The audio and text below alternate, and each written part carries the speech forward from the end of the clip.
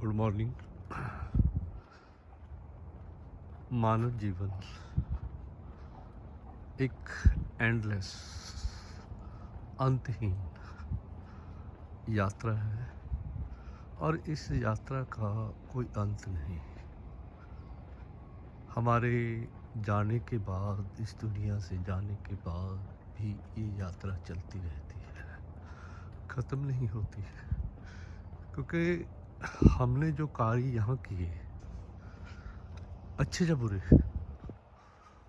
वो लोगों के दिमाग में कुछ सालों तक रहते हैं। अगर हम अच्छे कार्य कर जाते हैं इस यात्रा के दौरान, तो हम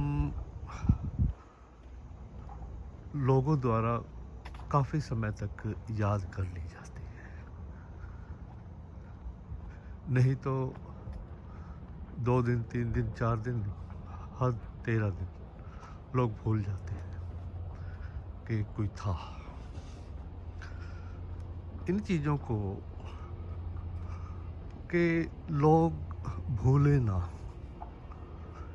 ये जो अब आज से, कल से स्टार्ट हो रहे हैं श्राद्ध पक्ष, ये बड़ी ही अच्छे तरीके से, व्यवस्थित तरीके से बनाया हुआ एक विधान है विद्वानों द्वारा, राजाओं द्वारा, कि लोग अपने पूर्वजों को याद करते रहे। अब कहीं कहेगा कोई हमारे दूज का श्राद्ध है, कोई कहेगा तीज का है, कोई चौथ का। इसका अर्थ ये है कि उस बंदे की मृत्यु दूज को हुई थी, क्योंकि नया महीना स्टार्ट हो जाता है वो भादों के बाद। तो अपने पितरों को, अपने पूर्वजों को याद रखने के लिए, उनकी यादों को संजोए रखने के लिए ये श्राद्ध पक्ष किया जाता है। 15 दिन फिक्स कर दिए थे। एक तो ये पर्पज हो गया इसका। दूसरा, मौसम चेंज होता है। मौसम, मैंने कहीं पढ़ा था कि इन दिनों पशु नया दूध देते हैं, बच्चों को जन्म देते हैं, नया दूध निकलता है उनका। कहते ये अगर इन 15 दिनों में, जब इस परिवर्तन काल में, समय जब मौसम बदल रहा है, हम बरसात से ठंड की ओर बढ़ रहे हैं, तब ये दूध, जो नया दूध होता है जानवर जैसे गाय का, भैंस का, ये हमें सेवन करना चाहिए। ये पूरा साल हमारे इम्यून सिस्टम को स्ट्रांग रखता है। जो परिवर्तन हो रहे हैं मौसम के अंदर, उनके अंदर बीमारियां आती हैं, कुछ नए परिवर्तन आते हैं। उन परिवर्तनों से, उन बीमारियों से बचाने के लिए ये दूध, और इस दूध में अगर चावल या चने की दाल बॉयल करके ली जाए तो हमारा इम्यून सिस्टम स्ट्रांग होता है।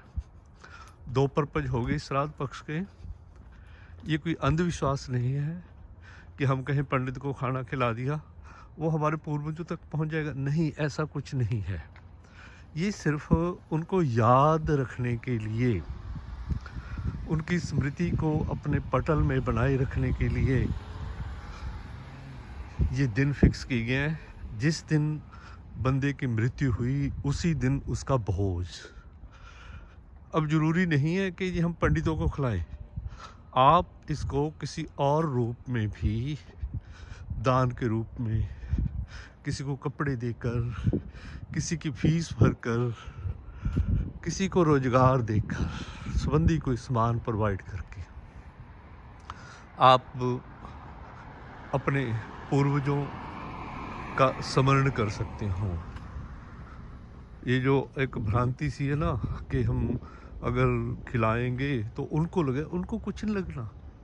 खाना हमने, पंडित ने खा जाना है या दान हमने करना है, पर उनकी याद हमारे साथ जुड़ी रहे, इन पश्चिमी देशों में भी,